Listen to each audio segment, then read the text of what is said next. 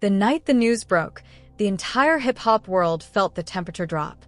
Young Dolph, the self-made king of independence, the man who hustled his way from the bottom of Memphis to the top of the rap game, was gone. No warning. No second chance. Just a shockwave that spread from South Memphis to every corner of the culture. And while fans were grieving, angry, confused, and searching for answers, one name immediately rose to the center of every conversation, every headline, every comment thread. Yo Gotti. Not because of evidence, not because of facts, but because the internet loves history, loves tension, and loves creating villains when emotions are high. For years, the world watched Gotti and Dolph move in the same city like two giants on separate mountains. Sometimes ignoring each other, sometimes crossing paths, sometimes dropping subliminals fans swore were aimed directly across the field. Their stories were connected, not by choice, but by the way Memphis culture works. Two bosses, two alphabets, two legacies running parallel with just enough friction to get the streets talking. But when Dolph passed, everything changed. Yo Gotti didn't rush to social media. He didn't drop a statement. He didn't jump in front of cameras. And that silence only made the world talk louder. Rumors spread. Blogs exploded. YouTube went into overdrive. Fans wanted to know, what would Gotti say? Would he say anything at all? And what was really happening behind the scenes? This video dives into the real timeline, the real history, the confirmed facts, mixed with dramatized emotional moments showing what Yo Gotti might have felt, what Memphis really experienced, and how one tragedy permanently reshaped the city. Because this story isn't about blame. It's about impact, legacy, and the weight of silence. Memphis is a city that never forgets. The streets have memories longer than any timeline, any rumor, any headline. And long before Young Dolph's passing became national news, before the world began dissecting every moment between him and Yo Gotti, Memphis already knew something deeper. Two leaders were building two different empires on the same soil, and the city was big enough for both, but loud enough to make it feel smaller. That's the energy this story starts with, the energy you can't Google, the energy only the city understands. To understand why Yo Gotti's reaction mattered so much, you first have to understand the foundation both men built. Young Dolph didn't just pop out of nowhere.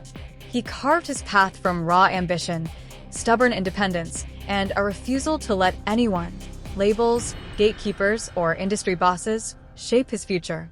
Paper Route Empire wasn't created in a boardroom. It came from late nights, street-level grind, and a belief that ownership wasn't optional. It was the only option. Dolph spoke that truth loudly, openly, and fearlessly, and the streets respected him for it. Yo Gotti's path, though different, was stamped with the same intensity. Before Billboard charts and major deals, Gotti was battling poverty, pushing mixtapes hand-to-hand, and turning struggle into a business model. CMG was built from discipline, structure, and a level of strategy few rappers had in the early days. Gotti didn't just become a star. He became a boss, a label owner, a connector. His success wasn't overnight. It was earned through decades of consistency, smart moves, and knowing how to navigate an unforgiving environment. Two men, two missions, two versions of Memphis royalty. The public loved the contrast. And like every rap story involving two influential figures from the same city, fans created narratives long before either artist ever addressed anything publicly. Interviews became clues. Lyrics became evidence. Social media posts became decoded messages. Hip-hop thrives on speculation, and speculation became the fuel behind every conversation about the two. But while the world debated whether there was beef, tension, competition, or simply two men minding their business, something that rarely gets talked about was happening behind the scenes.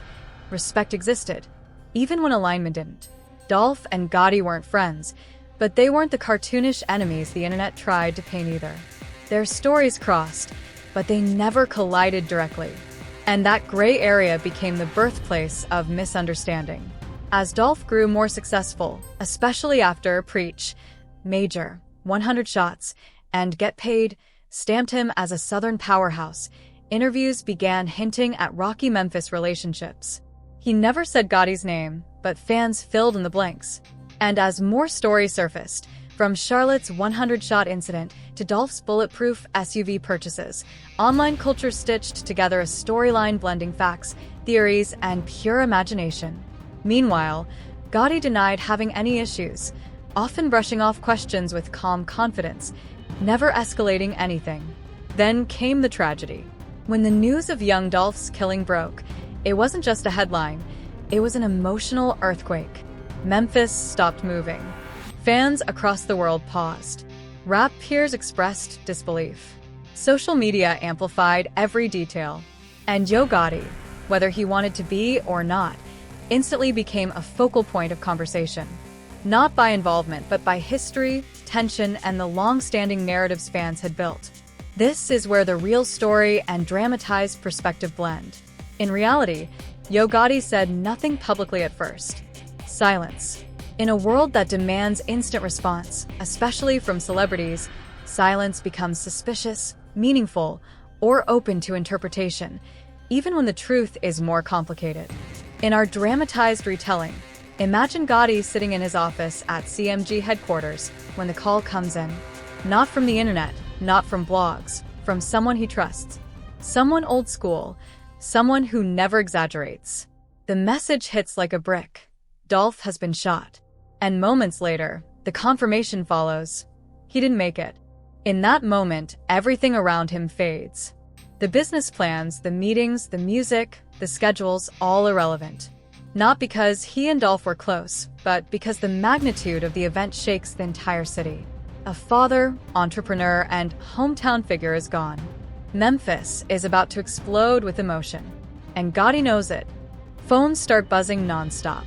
His team panics. Not about guilt or blame, but about what the internet will assume. They know how narratives move. They know how fans interpret silence. They know how dangerous miscommunication can be in a moment this sensitive. And they know that anything Gotti says too soon, even something simple, could spill gasoline on an already burning situation. So the decision is made. Stay quiet. Wait. Watch the city. Let the truth breathe. Meanwhile, in our dramatization, Gotti steps away from the noise and processes everything privately. He thinks about Memphis, about how many artists the city has lost, about how many times the culture had to mourn someone who is just trying to change their family's life. And somewhere in that reflection, he feels the weight of how this will affect him, fairly or unfairly. Outside, chaos grows. Fans argue. Theories spread. Streets get tense. News crews gather. People revisit every old Dolph interview, every lyric, every rumor, every story, trying to connect dots that were never straight lines. And in the crossfire of emotion, Yo Gotti becomes a target of speculation simply because his name has always been part of the narrative. That's the part people forget. When emotions spike, logic disappears. But in this dramatized perspective, Gotti doesn't respond because he understands one thing clearly: no reaction can be bigger than the moment. A man's life was lost. A family was grieving. A city was hurting. And inserting himself into that moment would only distort the focus. When Dolph passed, it wasn't about beef. It was about loss. That's where the real story of Yo Gotti's reaction begins, with silence, restraint, and the understanding that sometimes the loudest thing a man can say is nothing at all. When the shock finally settled over Memphis, the city didn't move. It just breathed heavy. Every block felt tense. Every phone kept buzzing. Every conversation was the same 5 words. Bro, they got Young Dolph. And while the world was still trying to understand what happened, eyes naturally drifted toward the long and complicated history that Dolph and Yo Gotti shared. Not because anyone had answers, but because everyone knew these two men represented 2 different chapters of Memphis culture. You couldn't talk about the city without talking about both of them. You couldn't talk about its rise without mentioning their names. And you couldn't escape the rumors, the fan theories, the street whispers, or the blog narratives that had been building for years. But the truth is, most people never understood the full picture. Before Dolph was a national name, he was a local legend with a stubborn grind. Before Gotti was a rap mogul, he was a neighborhood icon who fought through the same trenches. Their origin stories were different, but they came from the same city that didn't hand out success lightly. And because of that, comparisons were inevitable. Memphis doesn't have dozens of industry giants, so when two rise at the same time, the city tends to group them like rival kings even if the reality is more complicated. The timeline the internet loves to exaggerate starts with something simple. Business. Yo Gotti wanted Dolph on CMG. Dolph, proud of his independence, said no. Publicly. And the moment Dolph turned it down, fans turned it into a narrative. Interviews got dissected. Tweets were frozen in screenshots. Every subtle moment became something deeper. Bloggers turned speculation into content. Forum threads took jokes and turned them into stories. Rumors started shaping the way people viewed both artists. But the dramatized scenes, the emotional tension people imagined between them, are just that, imagination. And to show how the city felt, this story blends the real timeline with fictionalized emotional flashbacks, not as evidence, but as a way to capture how heavy the atmosphere was in Memphis. Picture this dramatized moment. A quiet night years before the tragedy. Gotti sitting inside the studio at the CMG headquarters, lights low, mixing boards glowing, his phone blowing up with messages after Dolph publicly turned down the CMG deal. He leans back in his chair, not angry, not plotting, just processing. His engineer asks, "You good?" Gotti shrugs and mutters, "Man, I respect him for doing it his way." Whether that happened or not, we will never know. It's a dramatized emotional portrait, not a claim. But it represents the reality of two self-made leaders building empires in the same city. Respect can exist even when the world tries to paint everything as beef. Now picture a dramatized scene from Dolph's side. It's a warm Memphis summer afternoon. Dolph is inside Paper Route Empire's office, surrounded by his team, stacks of merch, plans for his next tour, and his kids' drawings pinned on the wall. Someone shows him a clip of a blogger breaking down his relationship with Gotti. Dolph laughs, not disrespectfully, but with the frustration of someone tired of being analyzed. "They act like they know us," he says, sipping water. "They don't know nothing." Again, fictionalized, but representing the common reaction artists have to internet narratives. These fictionalized moments are added only to capture emotion, not to rewrite history. Back to the real world. When Dolph dropped Major, Preach, and especially the King of Memphis album, fans felt like he was making a statement. But Dolph said repeatedly in interviews that the title was metaphorical, confidence, not targeted disrespect. Still, perception is stronger than facts online. Memphis being Memphis, people argued nonstop, claiming he was taking shots. Others said it was just hip-hop bravado. No official diss tracks were sent from Gotti. No official Gotti interviews attacked Dolph. Most of the beef lived more in comment sections than in reality. But then came the Charlotte incident, the multiple online rumors, the whispers that spread faster than the truth could catch up. None of those events ever produced evidence tying Yo Gotti to anything. The courts didn't connect him. Police didn't connect him. Dolph never personally accused Gotti. But the internet? The internet loves piecing puzzle pieces that aren't real puzzle pieces. The tension became entertainment for people far away from Memphis, watching from their phones while the real city kept moving carefully. Then tragedy struck. And every theory, every rumor, every bar, every headline suddenly resurfaced with twice the force. Gotti didn't immediately speak. PRE was grieving publicly, as they should have been left alone to grieve. And while CMG stayed silent, fans kept interpreting that silence however they wanted. For some, it meant respect. For others, it created more questions. But silence during grief isn't suspicious. It's human. Inside the dramatized version of this period, imagine Yo Gotti sitting in his house, phone on the table, news spreading everywhere. His team is in a separate room, talking quietly. Gotti just sits there, elbows on his knees, staring at the floor. Not speaking. Not posting. Just processing. Maybe he thought about the old rumors. Maybe he thought about how the internet would react. Maybe he thought about his own kids, his own family, the fragility of life. None of us know. This is a fictional emotional scene, not a claim, but it captures what many people forget. Rappers are human beings first. Meanwhile, In another dramatized moment, the city of Memphis is depicted like a character on its own, arms crossed, head lowered, hurt in a way that only someone from the culture could understand. Barbershops quiet, gas stations tense. Murals of Dolph start appearing overnight. Fans lighting candles. Cars rolling slow through South Memphis with Dolph songs blasting. A grandmother in Orange Mound telling her nephew, "Baby, don't be outside too long." Folks ain't thinking straight. As all of this unfolds, one truth becomes clear. This situation was far bigger than rumors, far bigger than past friction, far bigger than rap.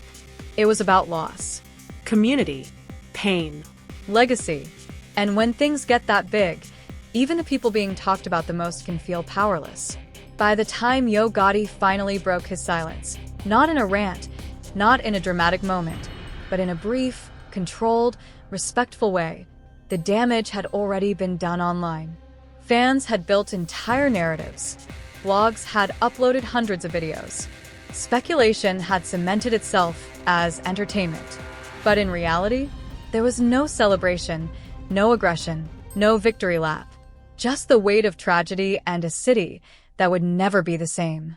And that's where the story turns toward understanding how the world reacted when Gotti finally addressed it. When Yo Gotti finally chose to speak, the hip-hop world held its breath. Not because people expected drama, not because anyone thought he would fan the flames, but because silence had built so much pressure that the smallest sentence felt like it could tilt the entire atmosphere of the culture. His first acknowledgement wasn't loud, wasn't emotional, wasn't designed for headlines. It was calm, brief, respectful, showing that sometimes the loudest message is the one delivered without theatrics. And even though he didn't mention Dolph directly at first, people understood. A tragedy had hit the city. Every major figure in Memphis felt it. Gotti wasn't separate from that reality. But before we dive into how the world received his words, we need to understand another layer to this story: the weight of leadership. Dolph was a leader in his camp. Gotti was a leader in his. When a city goes through something devastating, leaders can't react the same way regular people do. Every gesture gets analyzed, every word gets multiplied, and every silence becomes its own storyline. That's why this part of the story dives into the emotional landscape from a dramatized point of view, not as truth, but as a way to capture the weight that sits on the shoulders of public figures during a crisis. Picture this fictionalized moment. It's a quiet evening inside CMG headquarters. Gotti is sitting at a long conference table, lit only by a couple of hanging lights. His phone is buzzing nonstop, news alerts, texts from industry friends, messages from family, fans tagging him in posts. The pressure isn't about guilt or accusations. The pressure is about perception. The streets are noisy, the blogs are louder, and the world is watching. His manager leans forward and tells him, "Whatever you say, it's gotta be from the heart." Gotti nods, rubbing his hands together, staring at the wood grain on the table. Not angry, not defensive, just tired. Processing. Thinking. This scene is fictional, but the weight it represents is real. Meanwhile, the city continued to mourn. Piari was grieving deeply, and fans worldwide were sending love, supporting Dolph's family, and celebrating his legacy. But online, conversations had split into several lanes. You had fans honoring Dolph, fans dissecting the past, fans arguing about Memphis history, and then the loudest crowd, the rumor chasers who treated speculation like sport. That's the downside of the internet. It doesn't wait for facts, and it doesn't care about context. For many creators, speculation becomes income. For many viewers, drama becomes entertainment. But reality, especially in situations involving life and death, is not entertainment. That's why YouTube creators, journalists, and responsible voices began urging people to tone down the accusations and focus on Dolph's memory instead of conspiracies. Even major outlets corrected headlines, clarifying there were no verified connections between Yo Gotti and the tragedy. Police reported no ties. Courts reported no ties. The evidence never pointed toward the narrative the internet tried to build. But once people are emotional, facts don't spread as fast as theories. Let's shift to another fictionalized emotional scene to illustrate the tension, not as truth, but as atmosphere. Imagine a late-night ride through Memphis. Yo Gotti is in the back seat of a black SUV, window cracked slightly, letting the cool night air drift in. The driver isn't talking. The city streets roll past murals, candles, posters of Dolph. A group of kids at a gas station blasting 100 shots. Gotti looks out, eyes low, absorbing the reality of what the city is going through. In this portrayal, he isn't angry or dismissive. He's reflective. He understands that the city is hurting. He understands that Dolph meant something significant to people. And he knows his own history with Dolph. Public tension, industry competition, means the streets will put a microscope on him, whether he likes it or not. Again, this is emotion-driven fiction, not a factual moment. Back in the real world, when Yo Gotti finally made a public statement, he kept it clean, respectful, and free of ego. He acknowledged the sadness in the city and asked for peace and unity. He didn't feed rumors, didn't respond to negativity, didn't spark conversation, he ended it. His tone was the opposite of internet energy. And for many people, that was a wake-up call. It reminded them that the tragedy wasn't about beef. It wasn't about rumors. It wasn't about conspiracies. It was about a family losing someone they loved, a city losing an icon, and fans losing an artist who meant something to them. The response to Gotti's statement came in waves. Some fans appreciated the maturity. Others were still too emotional to hear calmness. Some creators respected him for not escalating anything. Others continued pushing theories for views. But the truth is, most people saw the humanity in Gotti's response. They saw a man choosing peace over noise. They saw someone who refused to capitalize on tragedy. They saw someone who understood the city needed healing, not more division. But this hybrid story also has room for dramatized moments to show what the atmosphere felt like. Imagine Gotti, days after making his statement, walking into the studio again. His artists are there, Moneybagg Yo, 42 Doug, the whole CMG family. The vibe is quiet. Everyone's respectful, moving slow, giving space. Gotti sits down, listens to a beat playing through the speakers. The music doesn't hit the same. Not because of guilt, because of heaviness. Because the city feels wounded. Because even when you're not directly involved, you still feel the loss of someone who came from the same place you did. Someone who told stories like you did. Someone who represented Memphis like you did. Fictionalized emotion, not historical fact, but a reflection of how complex the moment must have felt. Meanwhile, Piari kept pushing forward, honoring Dolph, releasing music he left behind, building tributes, and protecting his legacy. The city began healing slowly, piece by piece, mural by mural. News coverage shifted from speculation to remembrance. Fans rallied behind Dolph's family, celebrating his love for the community, his generosity, and his dedication to his people. And as time passed, the emotional fog started clearing. What became clear was simple. The tragedy wasn't about the past tension between Dolph and Gotti. It wasn't about the rap industry. It wasn't about old rumors. It was about the impact of loss on a community and the need for respect, healing, and truth. And that brings us to the final turning point. How this moment reshaped Memphis, reshaped two legacies, and reshaped the culture forever. As the weeks turned into months, Memphis began living inside a new reality, one where the absence of Young Dolph was felt everywhere. His voice wasn't just in the speakers anymore. It was in the murals, the candlelight gatherings, the food drives created in his name. His signature ad-libs became echoes across the city. Fans wore Piari merch like uniforms. And as Dolph's legacy grew louder, so did the expectations placed on Yo Gotti. Not because he owed the world a deeper explanation, but because whenever a major cultural figure passes, every other major figure in the same city is forced into a spotlight they never asked for. This chapter of the story is about how the culture shifted, how emotions kept boiling, and how both sides of Memphis, whether they wanted to or not, became part of a story bigger than themselves. And like the previous parts, this includes fictionalized emotional scenes to capture atmosphere, not to represent truth or claim any private conversations. The first real shift happened in the streets. People who had once joked about the Gotti, Dolph tension suddenly wasn't joking anymore. The tone changed. The city wasn't laughing. It wasn't arguing. It was hurting. And when a community hurts, someone always becomes a symbol. Sometimes unfairly, sometimes unintentionally. Gotti understood that. Piari understood that. The industry understood that. But understanding doesn't mean the pain disappears.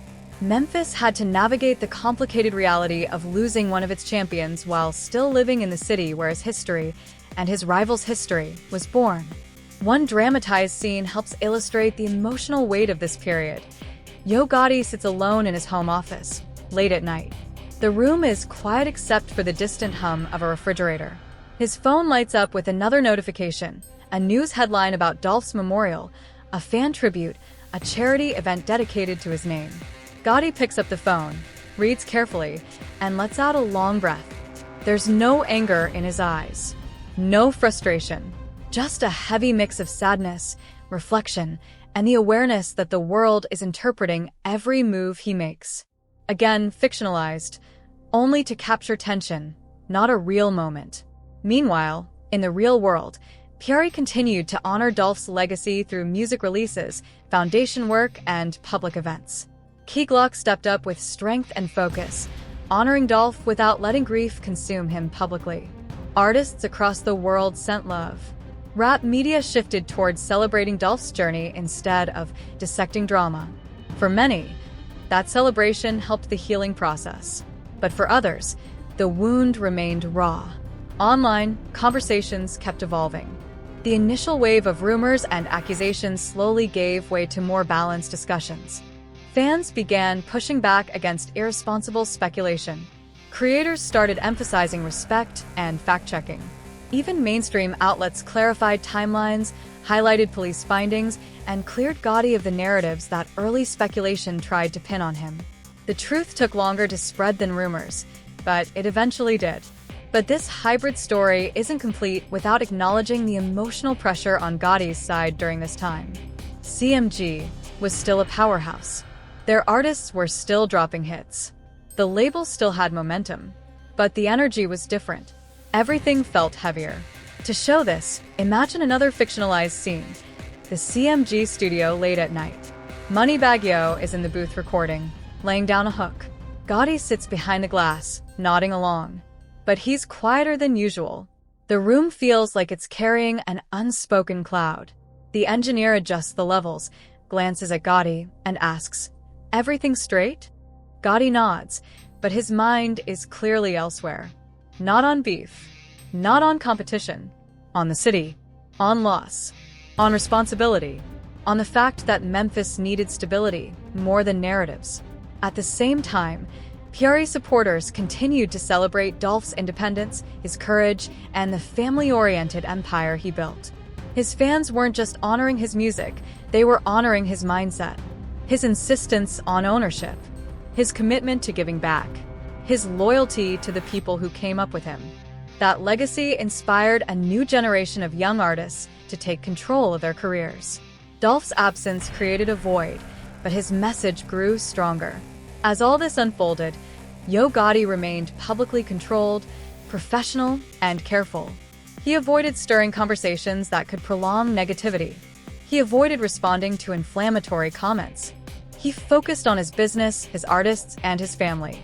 And despite the pressure, he kept respecting the situation by staying out of conversations that didn't belong to him. That emotional restraint wasn't weakness, it was strategy, maturity, and survival. But even as things calmed on the surface, the streets still had tension. That's not drama. That's reality. Losing a major figure in any city creates emotional imbalance. People look for someone to blame, even when there's no evidence. People look for reasons, even when none exist. And people look to narratives because they're easier to digest than complicated truths. To bring this atmosphere to life, imagine this fictionalized street scene. A block in South Memphis. A group of young guys standing outside a corner store, talking. Someone brings up Gotti. Another shakes his head and says, "Man, I ain't even thinking about that. This whole thing just messed up the city." The others nod. They're not debating rumors. They're acknowledging pain. Not fiction, just dramatized emotion drawn from the reality of how cities respond to loss. By this time, Memphis had started healing slowly. Dolph's charitable efforts continued through his family. PRE stayed strong. Fans kept streaming his music. And CMG continued building its own legacy. The tragedy didn't erase the years of tension the internet obsessed over, but it reframed them. Instead of being treated like entertainment, people started taking the message more seriously. Real people are involved, real families hurt, real communities bleed. And through it all, one important fact remained consistent.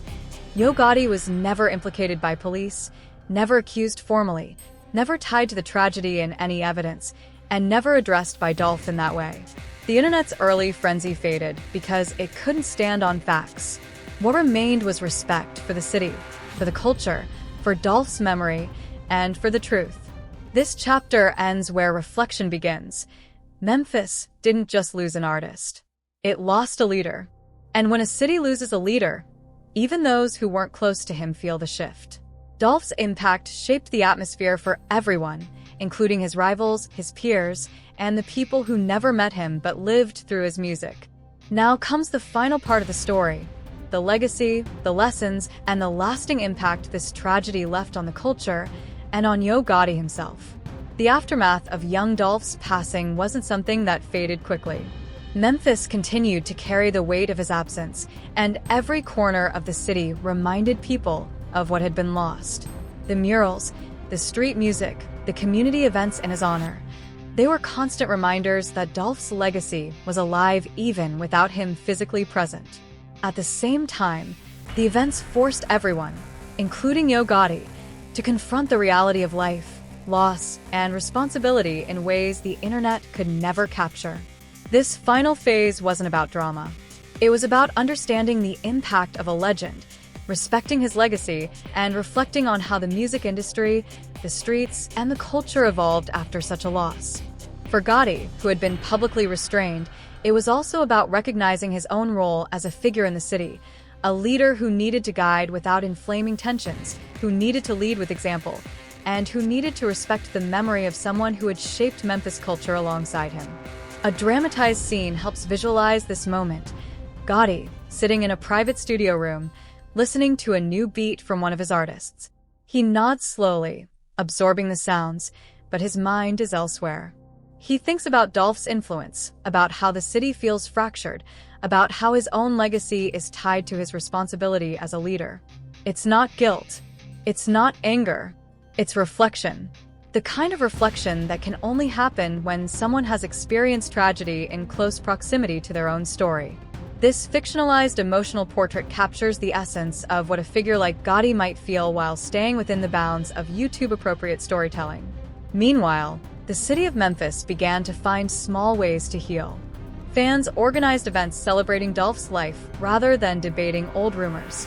Murals were painted, charity drives were launched, and music events remembered his contributions.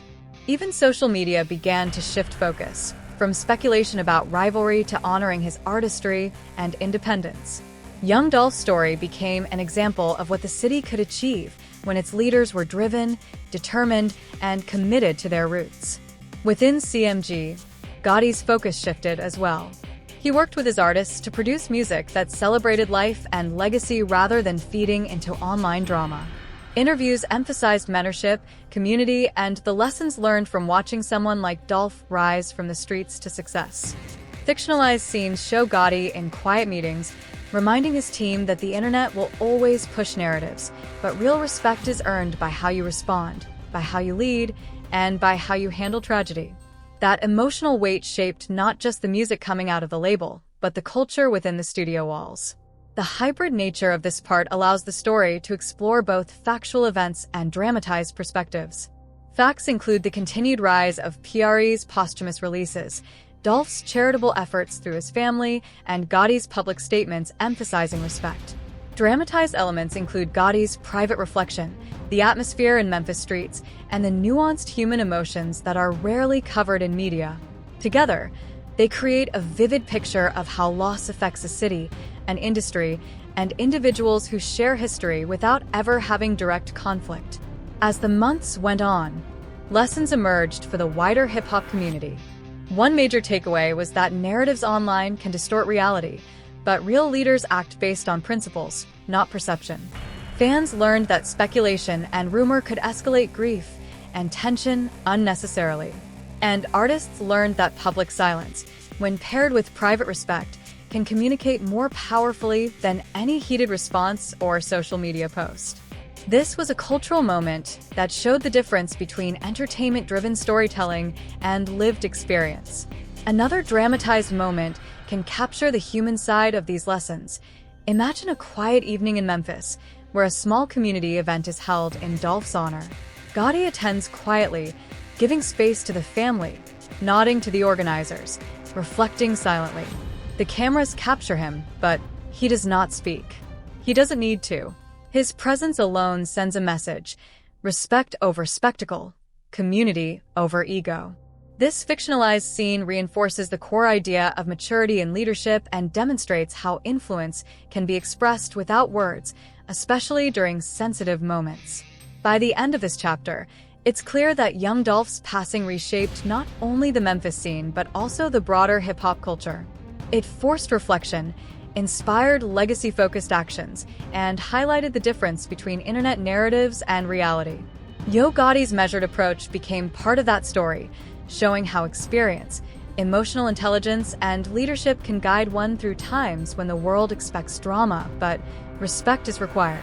Memphis, in mourning, learned the value of reflection, remembrance, and responsible storytelling. Finally, the story turns to legacy. Young Dolph's music, business mindset, and community contributions became case studies in resilience, independence, and leadership. Yo Gotti, in parallel, solidified his role as a guiding figure in the city, showing how restraint, respect, and emotional intelligence can navigate moments that otherwise spiral into speculation and conflict. The hybrid narrative combines both the factual evolution of Memphis and dramatized glimpses into emotional experiences, providing a full-circle understanding of the event's impact. Music, legacy, leadership, and culture intertwined, reminding everyone that respect and reflection are stronger than rumor and hype. Ultimately, this chapter closes with one undeniable truth: loss leaves a mark that no amount of speculation can erase. The city remembers. Fans remember, artists remember, and Memphis moves forward carrying the weight of its legends, learning lessons from the past while striving to honor the lives that shaped its streets and its culture. Yo Gotti's story in all this isn't one of blame or speculation. It's one of measured respect, leadership, and the unspoken understanding of what it means to be part of a city that never forgets. If you've been following this story, you know it's bigger than headlines, bigger than rumors, and bigger than social media drama. This is about real people, real loss, and the legacies that shape entire cities. Memphis lost a legend in Young Dolph, and through it all, Yo Gotti showed a side of leadership that goes beyond music: respect, reflection, and understanding the weight of influence. Now it's time to hear from you. What do you think the lasting impact of Young Dolph's legacy is on Memphis and the rap game? How do you feel about the way Yo Gotti handled this tragedy? Drop your thoughts in the comments, and let's have a conversation that's honest, respectful, and real, just like the culture these artists built. Don't forget to hit like if you appreciate stories that go beyond rumors and focus on legacy and truth. Subscribe for more deep dives into hip-hop stories that the media often misses. Turn on notifications so you never miss a moment when we break down history, culture, and real-life street stories, blending facts, context, and emotional truth. Your voice matters, your respect matters, and your attention helps keep the conversation real.